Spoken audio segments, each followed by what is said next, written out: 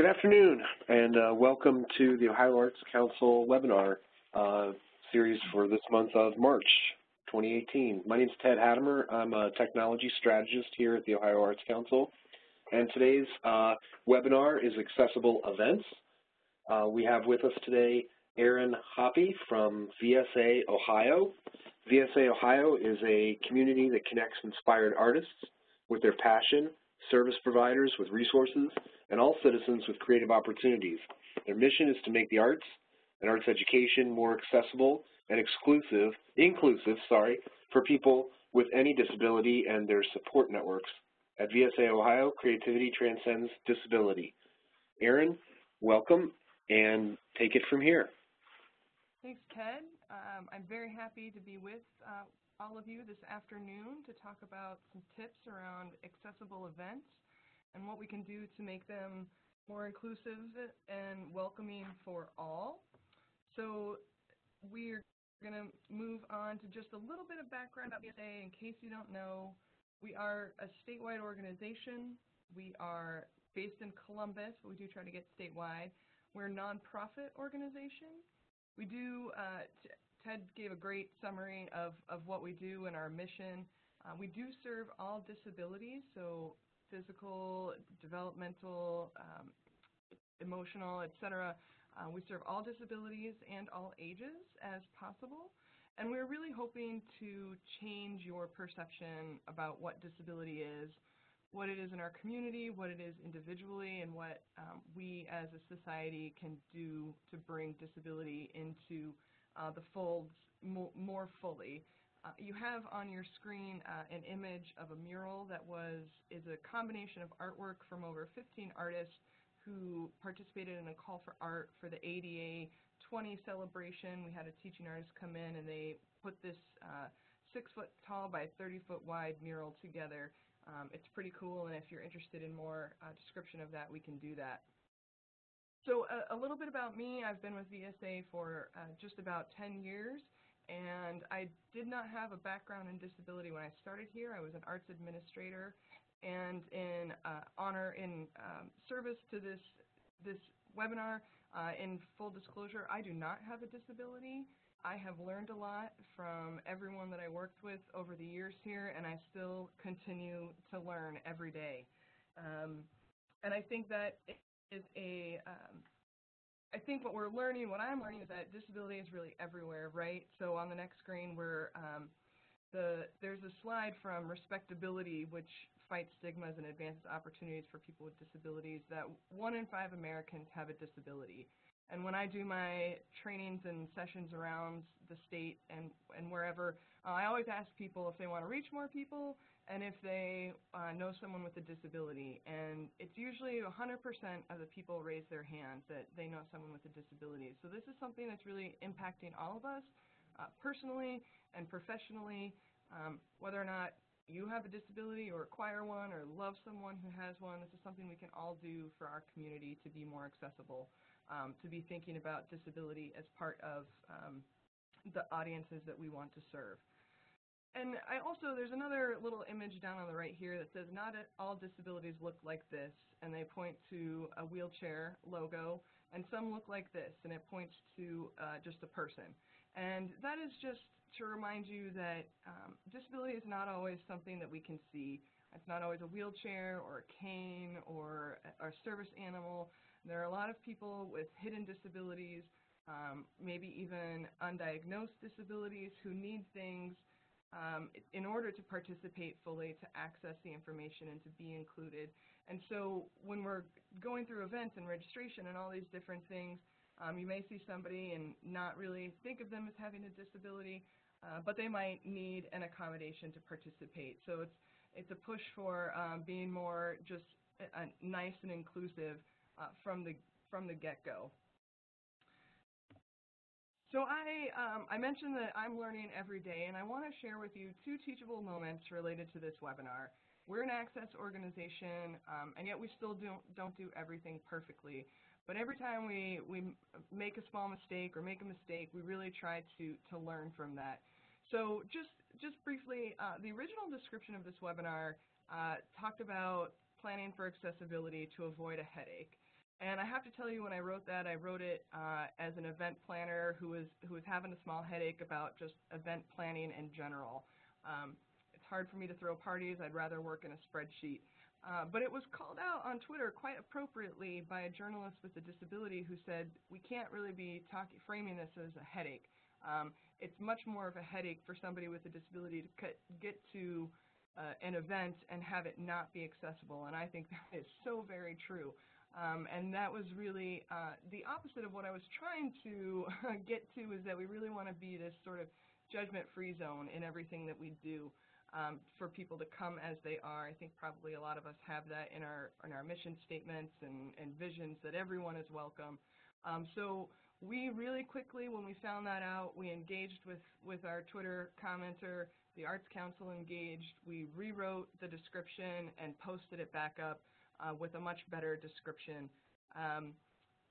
Then, just a short while later, you may have seen the video advertisement for this webinar. When we posted it on our Facebook, a blind Facebook user noted that there was no dialogue in the video.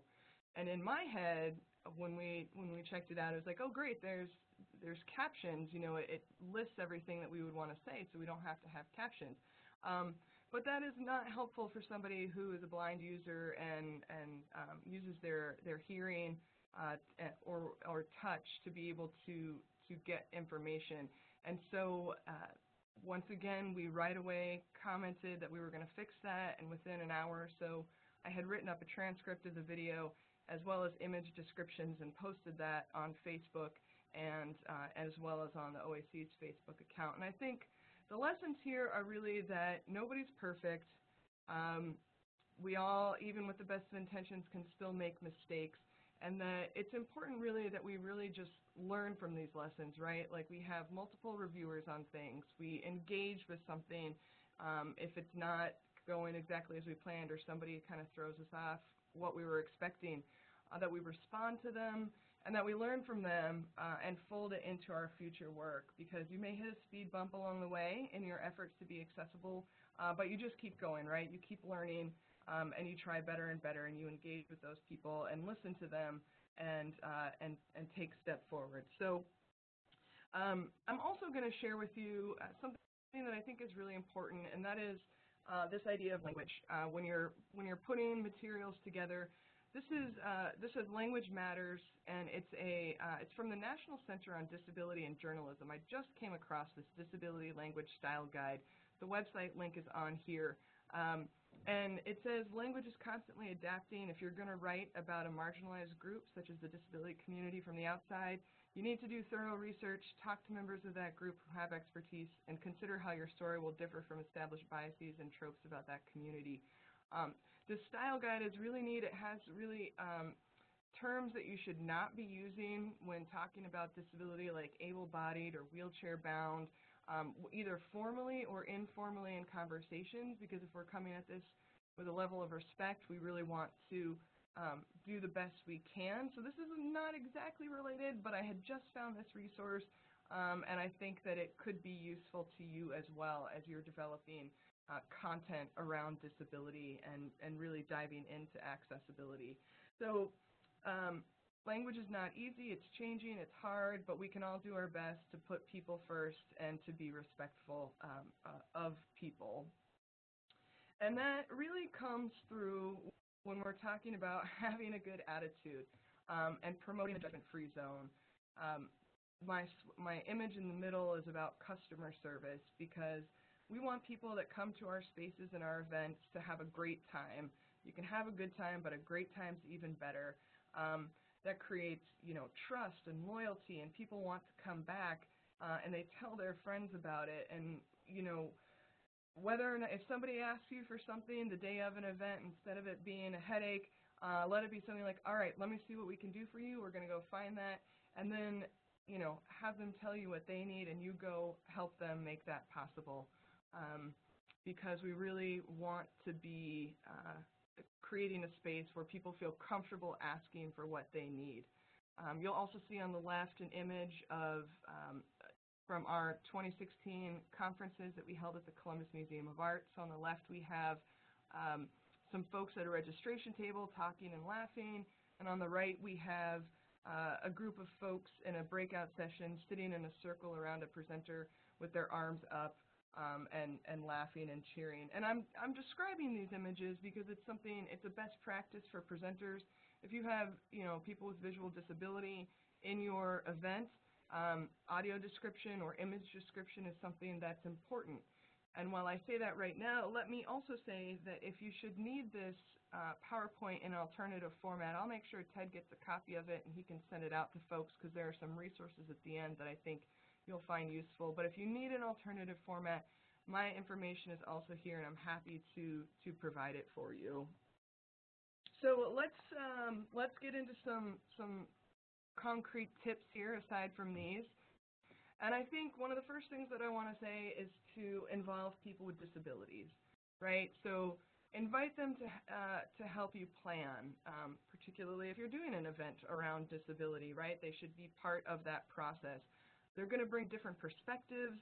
That they'll help you see and experience your space and your materials and your programs in a whole new way that will lead to insights that will help you break down barriers to participation. We really also want to encourage you to invite presenters with disabilities as possible.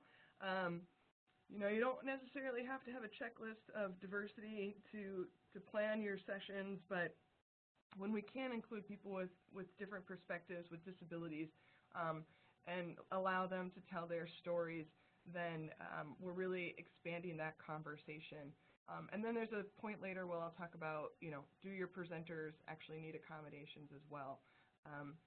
You might also consider including pictures of people with disabilities in your marketing materials.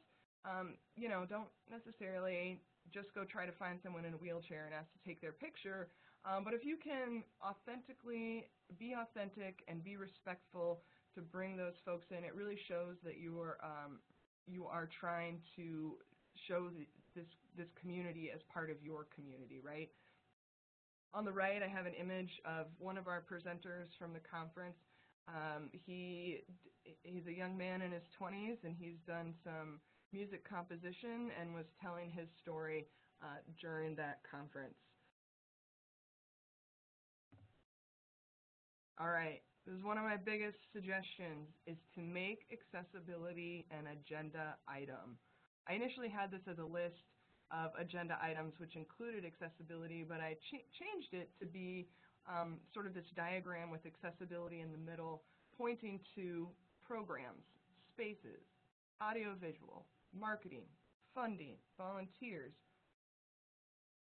All of these things should be part, accessibility should really be part of all of these things. When you're talking about funding, when you're talking about marketing, how are you making that marketing accessible, right? When we're talking about audiovisual, how will that help accessibility?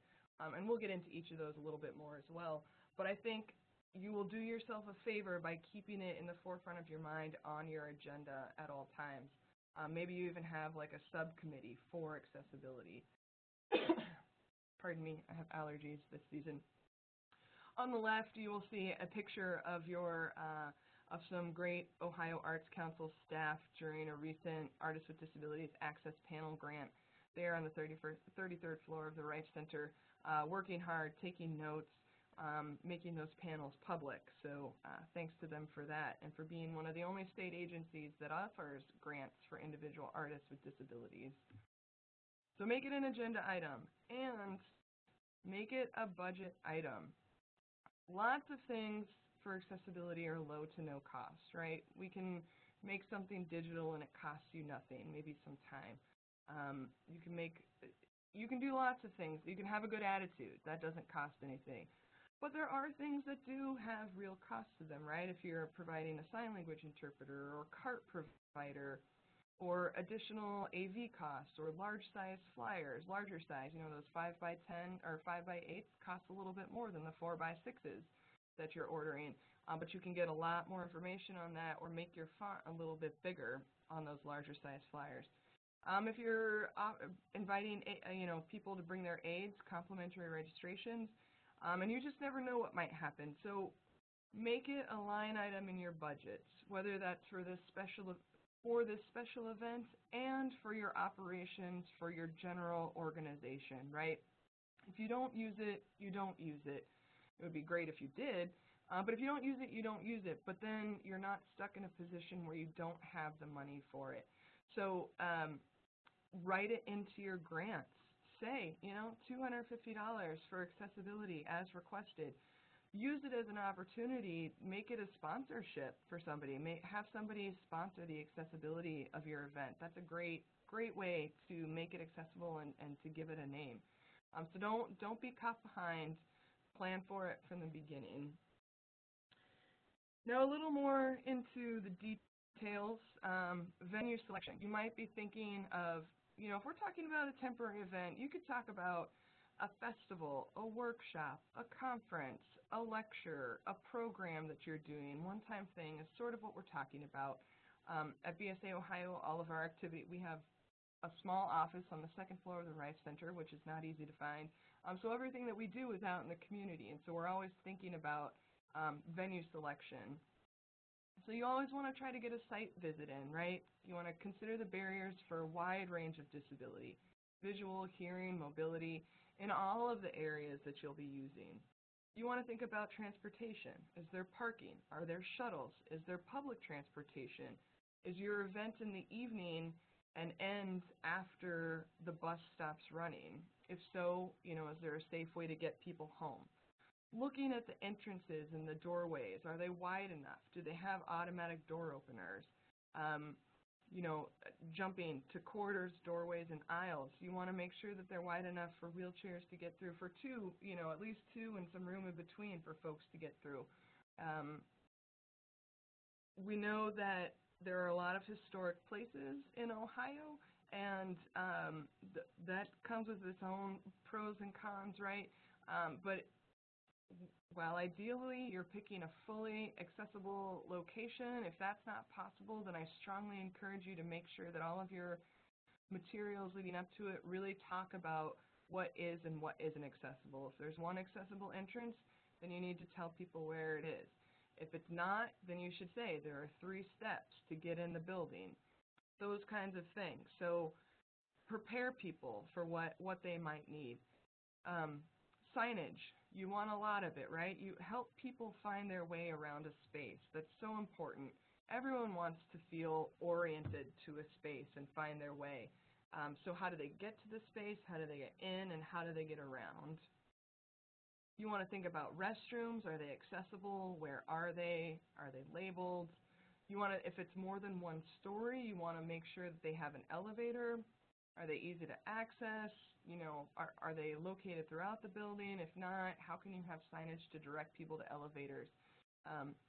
Not just people with, who use wheelchairs that prefer elevators. Also, you might have attendees who, have broken a leg, or you might be tired at the end of the day and not want to carry all your boxes up the stairs, right?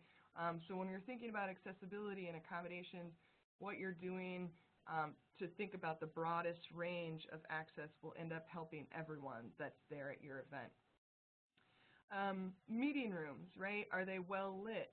Do they have good acoustics? Can you limit the background noise? Is there room to move? Can you create a clear line of sight to the presenter and to interpreters or captionists if that's something that's happening? How can you rearrange that space to make sure that it's, people aren't falling all over each other? If there are dining facilities or you're doing catering, you want to be thinking about what sorts of dietary restrictions can we accommodate with this? Would this space have a quiet break space for people? Can you set aside one of the rooms to be just a quiet space where people can go and sort of relax for a minute if they need to step out of the session? We think about this for people with sensory issues, but sometimes everybody wants to take a break or gets a migraine or whatever it may be. What space can you set aside? And then if possible, is there a green space for assistant animals? And, and if it's not right there, is there, can you locate where it is so that if somebody asks, that kind of thing, because we can't forget can't forget about those service animals. What else? All right, so you're all set. You've got your venue. Now it's time for registration. Let me say to you, ask early about accessibility, right? I have this image on the right of the one-size-fits-all store, and it's having a sale, which is awesome, except for the four standing in front. We've got a snake, a turtle, a bird, and an elephant. And something tells me they might not all find something there, right? So that is a nod to the fact that there are no limits on human variation. And you don't know what people will ask for. People who have visual disability need different types of accommodations. They might need Braille, or they might just need digital, right, to be able to access it on their phone or device. So don't try to prescribe, right? There's really no substitute for inviting participants to let you know what they need early on so that you can plan for it. It is important to assign a contact person. I mentioned earlier, maybe if your committee is large enough, you can have an accessibility subcommittee, but no matter what, there should probably a staff member, not a volunteer, should be a contact person. And you should make their name, their phone, and their email available so that people know who they're contacting and have, something to connect that with, and not just sending it to a generic email and hoping that somebody calls back. Plus, something like that could get lost or go to the wrong person, and then there's miscommunication. So try to have one person in charge of that. We also want to encourage that all of your materials should be available in alternative formats, right? So like I just said for this PowerPoint, you may not necessarily have to create the alternative format in advance, but you should say that it's available, and then when people request it, you should be prepared to get it to them. So that might be, just send it to me digitally. Or that might be, this PDF did not convert correctly, can you send me the original Word document so that my screen reader can read that? So just say that it's available, and then work with folks when they tell you, what they need or what they ask for. And that request for accommodation should really be on all of your communications. Your registration, your flyers, your advertisements. The more people need to see it. Sometimes we think we've put out 10 different things, and of course everyone saw that one bit, but they might not have seen, the 3 of the 10 pieces that you put out. So make sure that there's something on all of your communications. When we talk about your registration form, when we talk about access, your registration form really has got to include a section that invites participants to send accommodations for a variety of needs. So I have on here, 3 short access statements that you might use. I just got this one the other day. I saw it. We make every effort to welcome people with disabilities of all kinds. ASL interpreters will be present for the duration of the event. Please contact X at phone and email with other requests for accommodation. So that's great, right? Like, they've got this really welcoming statement, they're telling you what they offer, and then they're giving you the opportunity to ask for something else. The next one is, if you have a disability and need assistance, please inform X and attach details to this form or contact us, right? Or you could do it, have people check it, and you could contact them, right? So if you have a disability and require accommodation, in order to fully participate, which is a pretty great thing, please check here. You'll be contacted by our staff to discuss your needs. Now note that if you're doing something like that, then the staff that's responding should really be prepared to ask some detailed questions about accommodations. Sometimes people say, oh, I need X, but you need to make sure that you understand what that means for you as the administrator and the presenter, right? And that you're understanding what they need. So be prepared, be comfortable to ask that. You could also put something rather detailed on your registration form. So this is a sample detail accessibility ask. I've got a cheesy clip art with accessibility check marks and line items that we're getting all this done. So this says, I will need the following accommodations to participate. So we've got an ASL interpreter, a note taker, assistive listening devices, captioning, large print, Braille, digital wheelchair access, orientation to the facility. I'll pause there and say that when we talk about orientation and getting comfortable in a space, if you are presenting somewhere new, I would imagine often you would like to go see it in advance too. So we think of this sometimes as, something for someone in the autism world who, they do a lot around social stories, which I actually didn't include on this. You can make a visual story guide introducing people to your space and showing them what to expect.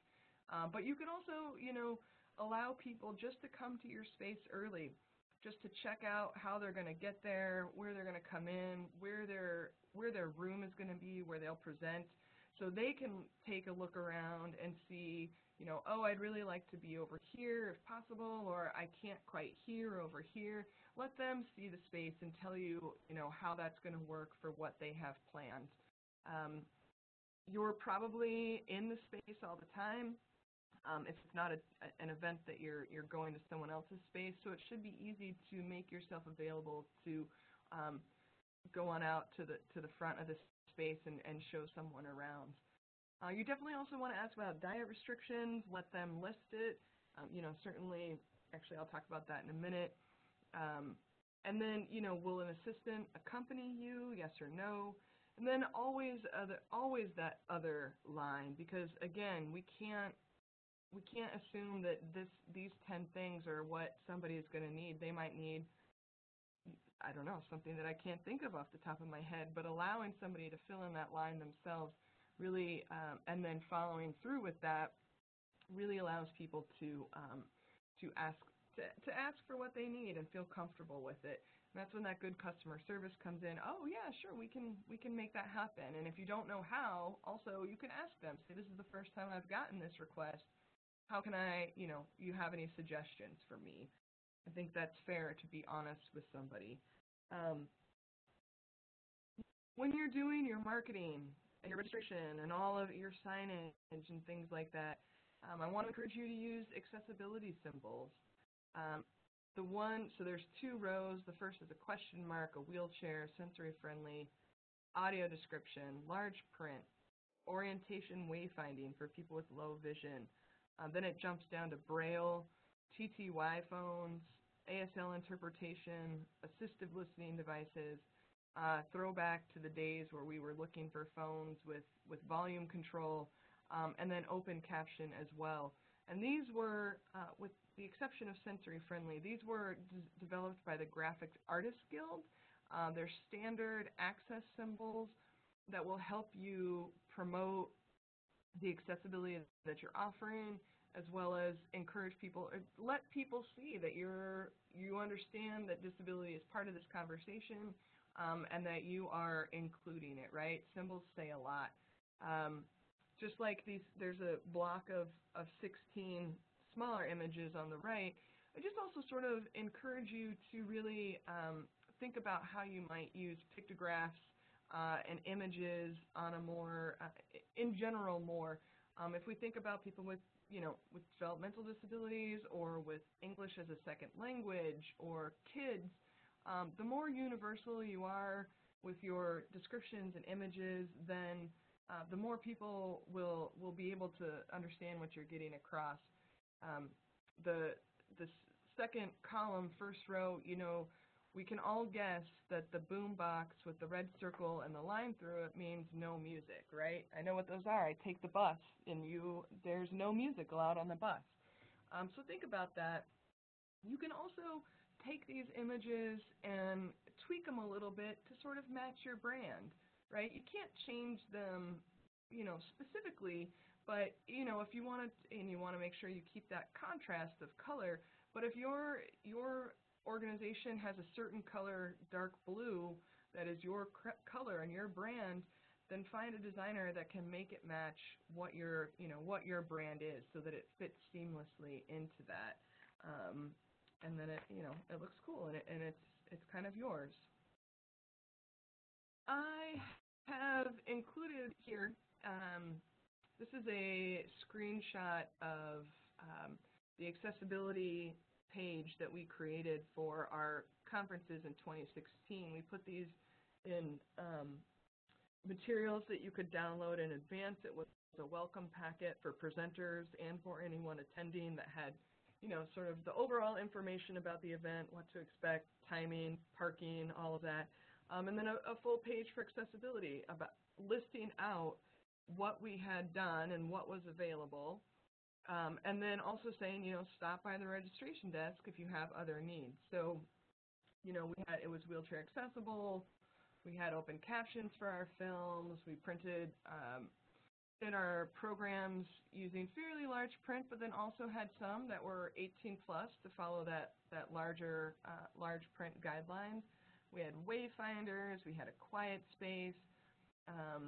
We also, I'm going to talk about fragrance-free and food allergies, but if you list it out like that, it's a really neat way. This is something that you can do on your websites too when you're talking about accessibility, just to say what you have and then welcome more. So really promote it. It's not just if you build it, they will come. You have to build it with them and then, you know, tell people about it and promote it just like you would anything else, right? So this is just one example of something that you can do. If you are presenting, oops, screen sharing, I'm sharing. Oops, wait, sorry, technical issues on my end. You probably didn't see anything. So if this is a ticketed event, there are ADA requirements for tickets and ticket sales. It applies to concerts, plays, lectures, sporting events. And the key to a ticketed event and accessing tickets is really equal opportunity to purchase tickets for accessible seating. Now, I've seen webinars specifically on ADA and ticketing. That's not what this is about, but if you are selling tickets in general or for the event, please do check out ada.gov/ticketing_2010. It's the Department of Justice, and they have ticket sales facts that address sales, prices, transfers, hold release, etc. On the right, I have a picture of a theater with some adjustable seats that could be moved for wheelchair access as well, but then allows people to sit next to them, their guests as well. So check out the Department of Justice if you're doing a ticketed event and see what their policies are, and then you can develop your own policies that fit within there, but you know, that work for you. All right, staff and volunteers. So this is sort of the softer side of access, right? But when you're communicating with staff and other people in the building that are going to be there, when you're training your volunteers, prepping them for the event, you want to just make a statement that talks about, you know, be clear that accessibility is valued and welcomed, and that if, you know, if somebody were to get a request, then you can really, you know, let them know who the point person is that you've assigned, who's going to handle it, you know, during the event. But let them know that you've promoted it as such, and that you really are welcoming. So to have good attitudes when people ask for something. You might also consider training those staff and volunteers on disability awareness and etiquette. You can have, this could be something that you're doing throughout the year. You can and should be doing throughout the year for your volunteers, for your ushers, for your staff, on how, you know, sort of best practices on how to feel comfortable and say and do the right things to help people with disabilities. There's lots of people are often, I think there's that stigma and that fear around, I'm going to say the wrong thing, or if people actually, you know, doing the wrong thing and grabbing somebody who's blind arm and say, let's go this way, right? When the proper etiquette is to let them grab your arm if they choose to. So be thinking about how you can train your staff and volunteers. Also really sort of, you know, think about assigning people who might be willing to be readers or guides or perform functions related to accommodating with people with disabilities. So if you have somebody who's coming to your event who has a visual disability, you know, have somebody who's going to be there if they need it. They might not request it, but who'd be willing to, you know, walk them to their room, or walk them to lunch, or walk with them down the buffet line to let them know what's available. And then be thinking about, do your volunteers need any accommodations? They may or may not, but if you're doing an all-day festival outside in the summertime, you want to be thinking about everybody's need for water and rest and shade and, spaces to get away. So be thinking about them. These two gentlemen on the right pictured were with CVS and part of one of our events a few years ago. They're smiling. I think they're having a good time. So we want volunteers to have a good time and come back. The arts have some of the most dedicated volunteers in all of the sectors, so let's help them have good experiences with this too. The same / other parallel side to that are vendors and contractors, right? So there are lots of people that get involved. Maybe you're hiring and out, contracting for catering. Maybe you're contracting with a new AV team. But you want to be sure that they know also that accessibility is valued and welcomed. And you want to ask them what options they can offer for accessibility or tell them what you need. If you're having an outdoor festival and putting a stage together, is there a ramp that's available? What kind of space does that mean? Does that require? But talk to them about how, do they have assistive listening devices that you can rent if your venue doesn't have that? But engage them in that conversation around accessibility too. On the same end of that are those professional access providers that you might be contacting to provide, accommodations for your guests. So rather than wait for somebody to ask for an ASL interpreter, do the research now and put them in your binder of event planning so that you know who your local and regional ASL providers are, who does CART transcription in your area. Get to know them, you don't necessarily have to reach out in advance, but you should know, what their rates are. You should know how far in advance you need to make a reservation. You should know what their cancellation deadlines are like. Google is I don't know every service provider in Ohio. I don't even know them all in Columbus, but they're out there. And if you're in Warren County, Ohio, I guarantee you there's somebody that's providing accessibility there. And if you don't know how to find them, you can either Google ASL and your county, or you can check with the Ohio Association of County Boards. That's the Ohio Association of County Boards of Developmental Disabilities. There's one in every county in Ohio, and they may not be focused specifically on what you're looking for. They serve a broad range of disability, but I guarantee you they're going to know the folks in their field, particularly nearby, so they're a great place to start to ask, to say, where can I find an interpreter? So find them early, make reservations early, all that kind of stuff, so you're not scrambling when the time comes, because it would be your responsibility to find it, not the requester's responsibility. I have here on the right the logo for the Ohio Association of County Boards, and here in Central Ohio we have Deaf Services Center, which provides ASL and CART and other types of interpreting services for the hearing impaired community. All right. So for the presenter, when it comes to the meat of the session, please note that this photograph on the right was taken in 2016 during a trip to Washington, D.C., and some sightseeing, and I got to play, I think it was in the gift shop. You could stand and be President of the United States for a moment. So clearly I have good words to share with the country. So when you're thinking about the presenter, you want the content of your event to be accessible, right? Once you get there, you want them to be able to hear it. So some of these things are for you, for setup, and also for them to be thinking about.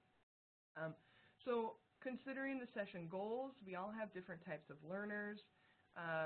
I guess here I'm kind of thinking more of a conference or a workshop, something like that. But how can we sort of think about, auditory, visual, kinesthetic learners in our presentations? Right now, you're stuck just listening to me, but there could be other ways to engage the people that are in a room with you. I talked about the journalist, that language at the beginning. So using that dignified language, people first language. Everybody's relationship with disability is different, but we really want to default to that people first language to be respectful. You can encourage the presenters to talk about them being safe spaces, so that we're for exploration, where ideas are welcome, so that people you kind of reduce the anxiety. A fun one that I picked up from another session that I was at was about outfit selection. We all have, luckily, I don't have to worry about what I'm wearing during this webinar, but you might really want to think more about reducing the patterns and the number of things that going on that sort of might distract the eye or kind of cause some eye strain. Consider your session activities. There will be different types of participants who will be involved, and really allow for varied participation, right? So don't force somebody to participate in a workshop activity if they don't want to. There could be lots of reasons that they don't want to. And if they want to, they will participate, right? Really encourage them to create accessible materials, so that they know that they might be requested alternate formats. If they're putting something on the wall, maybe they don't have to hang it so high, hang it a little lower. Are there ways to bring in tactile experiences with materials, or, this is the arts or humanities or science? We can come up with ways for people to use their hands as well. If there is an access provider in the room, you want to have the presenter talk to them in the beginning to sort of communicate the flow with them so that they can be prepared with how the presenter will work and question and answer, all that stuff. But then when everything starts, don't talk to them. Talk to the audience. The interpreter is there interpreting you. If somebody who is deaf asks the interpreter a question, when you respond to the person who is deaf, not the interpreter. You talk to the audience. Make sure that you're thinking about the room arrangement, the lighting. We talked about that before. When it comes to the PowerPoint, I'm trying to model a best practice of describing what's on here. The size. This slide is actually probably a little full for what might be ideal for people on a PowerPoint with the text that's on here. But try to keep those sizes up. Make sure there's a good color contrast. Don't do something like yellow and white or really light blue and white, things that are really hard to distinguish between. All of this stuff, if you want to know best practices for color contrast or best practices for large print, Google or Bing or Edge, whatever you want, best practices for color contrast. And that information is out there. It exists. It's waiting for you to find it. I'm not sure if I'm speaking clearly at a good pace. It's hard when there's no one looking back at you, but I am attempting to speak clearly and at a good pace so that people can understand me. You don't want to go so fast that people can't quite understand you, or so slow that you lose people, right? And the microphone, right? You should use the microphone, and you should insist that people who are asking questions either use the microphone themselves or that you repeat the questions. People will often say, "Don't worry, I'm in the theater, I talk loud."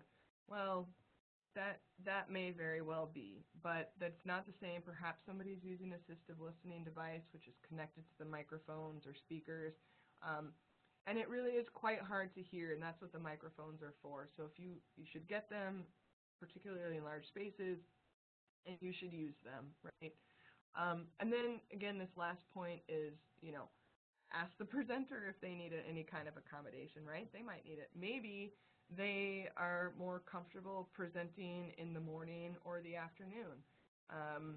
There may be, we all get up and do better at different times of day.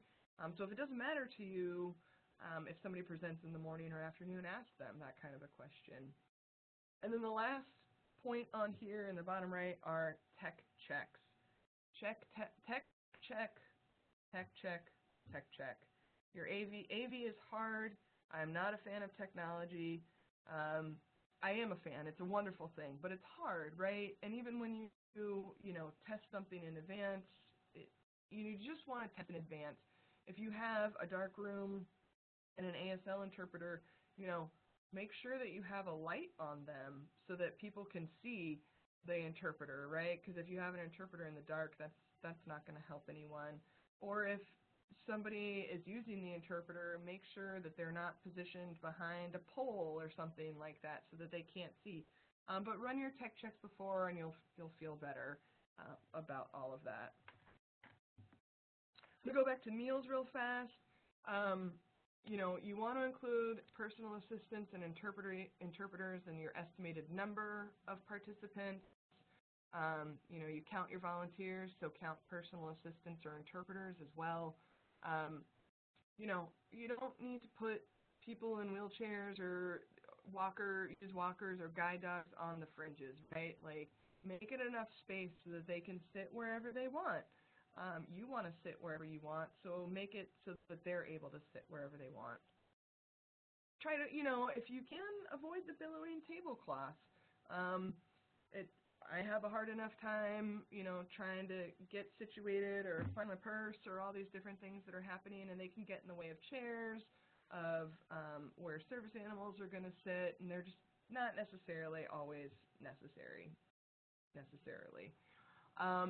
I mentioned about a buffet. You know, if you're doing a buffet, have servers that are available to assist.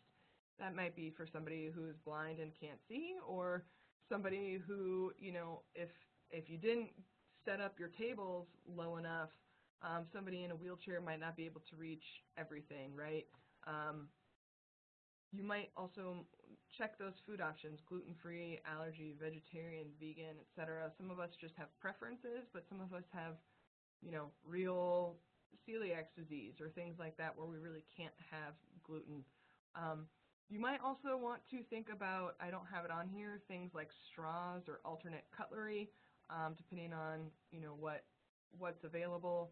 And then just as a last sort of thing here, if you're having entertainment, something like that, people playing music, whatever, you know, a video showing, make sure that that's accessible too. You could be ready to audio describe the film, make sure the film has closed captions. What if, you know, you're showing this super important film that's conveying all of the things that your organization does, and yet people can't hear it in the background, but they might have been able to read the closed captions, right?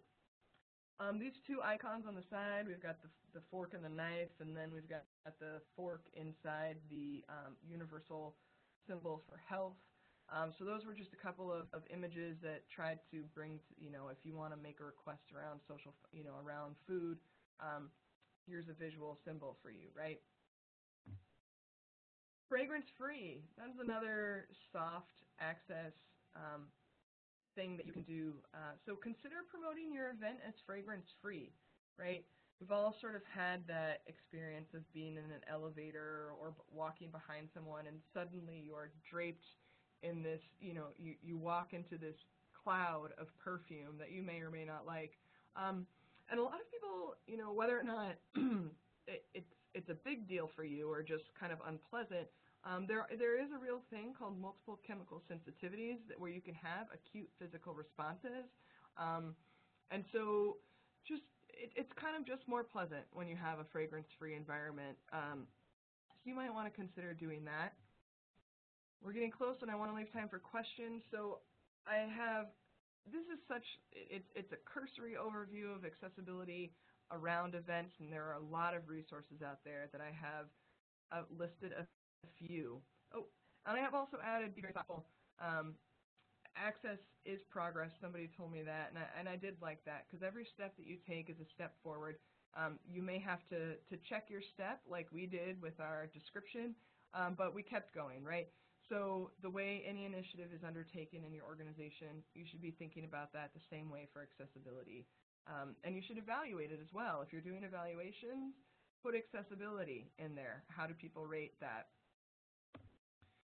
So resources. You can again, the internet's your friend. There's a great piece by the Commission on Disability Rights, Planning Accessible Meetings and Events, a Toolkit. I got a lot of this information from there. It's with the Civil Rights and Social Justice section of the American Bar Association. You can also check out the ADA National Network, which has a planning guide for making temporary events accessible to people with disabilities. You can do PDF, printer-friendly, or you can do a large print PDF, or you can just scan it on that website and you don't even have to download it. But lots of great tips in there. You can get down to, I didn't get into inches and measuring and table height and all of that, but if you're really going all out, there are lots of great tips and stuff about parking that are all available in here. If you don't know, VSA Ohio is part of the Real Abilities Film Festival Network. We have screenings every other month with our next one in May.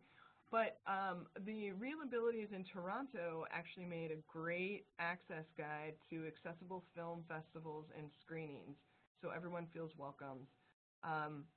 This line right here, if you intentionally plan with accessibility in mind, you will create a welcoming environment and avoid creating new barriers. That would have been good for us as well for this description. So think about access from the start. You can just search for that and find it online too. A lot of these are also hyperlinked on VSA Ohio's website. I also found this cool ADA guide for small towns, a guide for small local governments, including towns, townships, and rural communities. Thinking of our people all around Ohio, there are some cool tips in this specific guide that was written just for small towns. Not necessarily event related, but I think you'll find it interesting. And this presentation was really inspired by and supported by the Leadership Exchange in Arts and Disability, which is a program and a network of the Kennedy Center, Department of VSA and Accessibility. There's an annual conference every year. The first time I went, I felt like a kid in a candy store. I was with my people. They have the same questions. They have great ideas. And there's really this growing field of cultural accessibility and people that are asking the same questions that you're probably asking. And so whether or not you make it to this conference, you know, try to, and I'm not necessarily selling it or plugging it, but I am saying that there's a network out there for you when you have questions and when you're doing this work. Finally, VSA Ohio recently, actually just today, arrived in my office, printed version of a cultural access guide. It talks about temporary events, but it also goes into marketing, into disability etiquette, into historic features, things like that. It's about 25 pages of checklists to help you start thinking about accessibility for your organization. We're going to get that online soon, and if you'd like a hard copy, you can let me know. I'm happy to send it to you. That was supported by the Ohio Arts Council, who really does believe that the arts are for everyone. And finally on this, that I'm not going to go over all of them, but I found even more resources around accessibility. Your local university, the Access Center, Disabled People's Network, the Department of Transportation. I mean, there are all kinds of out there. So this will be on the PDF that you guys get. But please do know the internet is there for you. We've also got a guide to making documents accessible to people who are blind or visually impaired. Are you saving to PDF correctly, right? Are you using alt text on your images?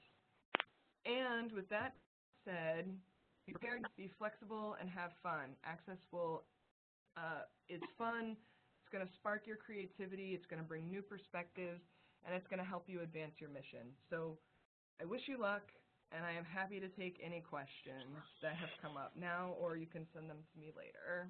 Thank you, Erin. That was a wonderful webinar and very informative. We do have a question. It is, how did you do your audio description of your video that you mentioned? Sure. So in a Word document, I typed up, so it went from slide to slide, image to image, right? So on top of join us for this webinar, there was a picture underneath it. So I typed, join us for this webinar, image description, and then briefly described the image in, you know, 1 sentence, 2 sentences. and then went through that for the full 10 slides, read it back to make sure it made sense, and then I just copied and pasted that into social media so that it was there out and about for anybody who wanted to use it and to read it. Thank you. Ted, you're talking. Did that explain it? It does, yeah. Thank you. Okay. So I don't think there are any other questions. We will be sharing this presentation via our social channels, and Erin did say before that she has this PowerPoint available if anyone would like that, and we appreciate you attending today. We will send an email out about what we have planned for next month, and please enjoy the rest of your day. Thanks for attending. Thanks, everyone. Thanks, Ted. Thank you, Erin.